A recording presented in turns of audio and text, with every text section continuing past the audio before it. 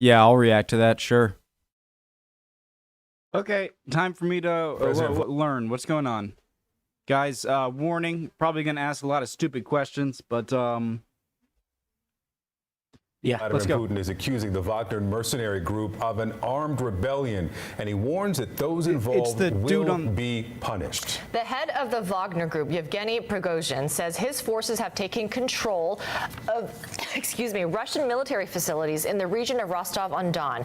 He threatens to move on to Moscow if Russia's top general and defense minister don't meet him.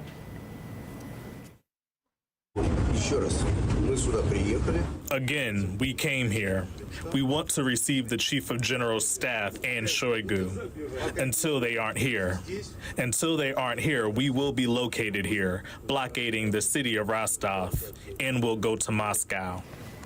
President Putin calls the actions by Prigozhin a betrayal and a stab in the back to the Russian people, and he says those who follow him will pay the price.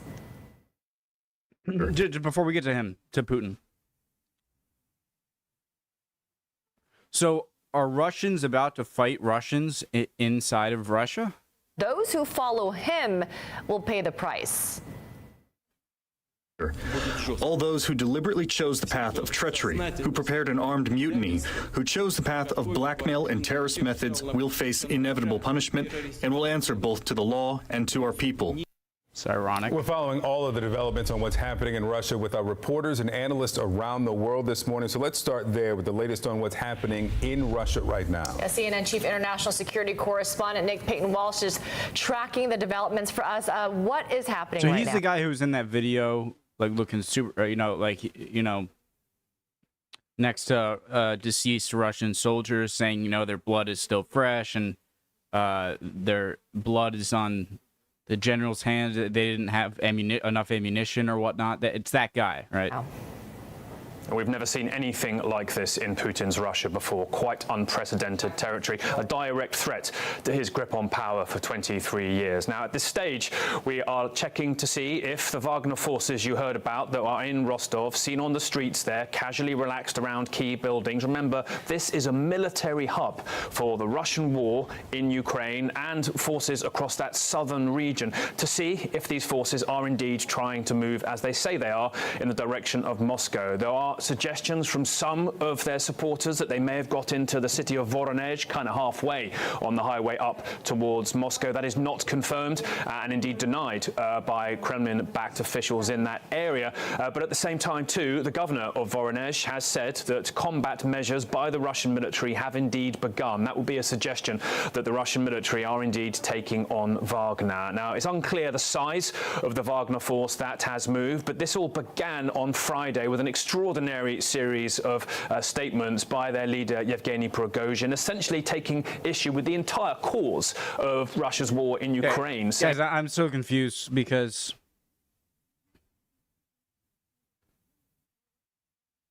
why?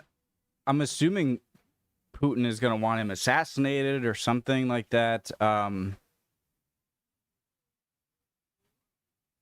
But he's in a major Russian military area, and no one seems to be directly arresting him, which must mean that either they agree slightly with him, or he has such he's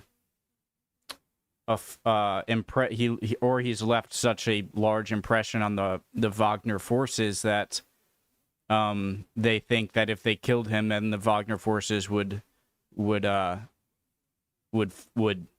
fight or but so I'd imagine this guy saying that essentially Russians had been deceived and there wasn't a threat from NATO. Russians were not being persecuted. That was suddenly, it seemed, responded to by claims of an airstrike against a Wagner camp, probably inside of Ukraine. That's been denied by the Russian Ministry of Defense, but it's put into place this extraordinary series of events of Wagner forces, it seems, being taken from Ukraine and marching on a Russian military hub, Rostov-on-Don, and now it seems heading further.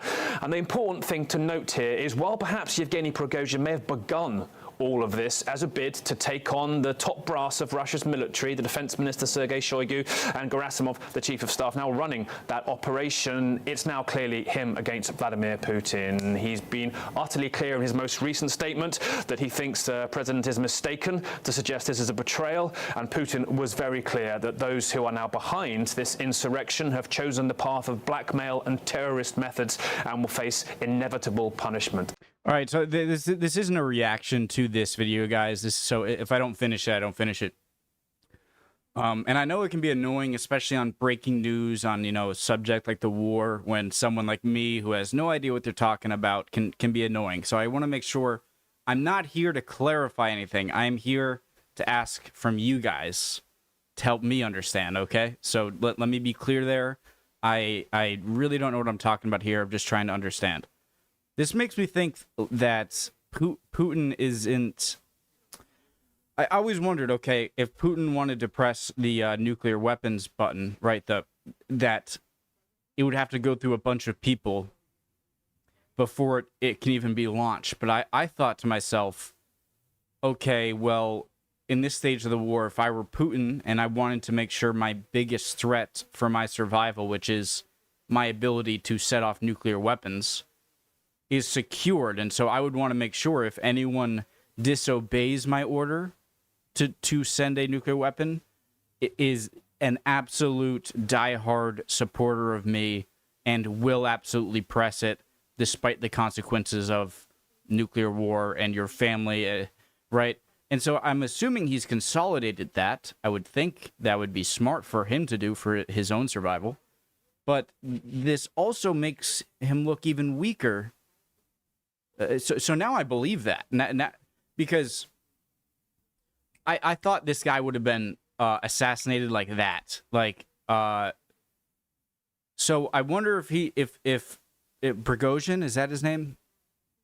So he must either have, and this is where I'm looking for insight from you guys, he either is being very ballsy here and just hasn't faced the consequences yet, or, sorry, maybe three things, or a lot of generals or higher up military people around him in the city he's in also are a bit skeptical of Putin, and thirdly, they're afraid of the Wagner group, either of losing them or of going up against them. And that makes me think that he really left an impression on these Wagner troops in order to... He is still alive, despite a direct call from Putin saying he's a traitor. So, very interesting. That's kind of where I want to leave it, guys.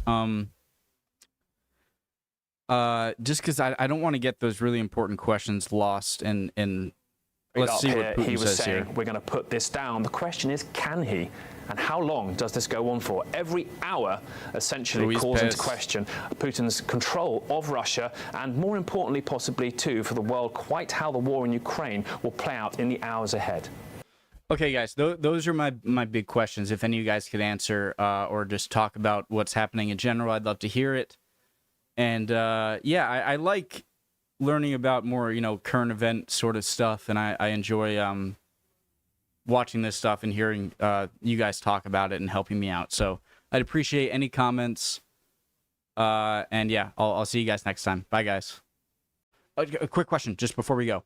Sorry. Let's say Putin is overthrown, okay? Nobody knows what's going to happen exactly, but let's say he is. I wonder how that would affect the peace process of reimbursing Ukraine, of punishing Russia, because you've heard a lot of world leaders call it Putin's war. I've certainly heard Biden call it that. And so I wonder how that would affect if Putin is overthrown, since the person who you've been calling behind the war is now not there. How would that affect the reparations, reimbursements for Ukraine to make sure that we move forward past that? Does that make sense? Again, thanks, guys. I know I'm very ignorant on the subject. I'm hoping you guys can clarify some stuff. And yeah, I'll see you next time. Bye.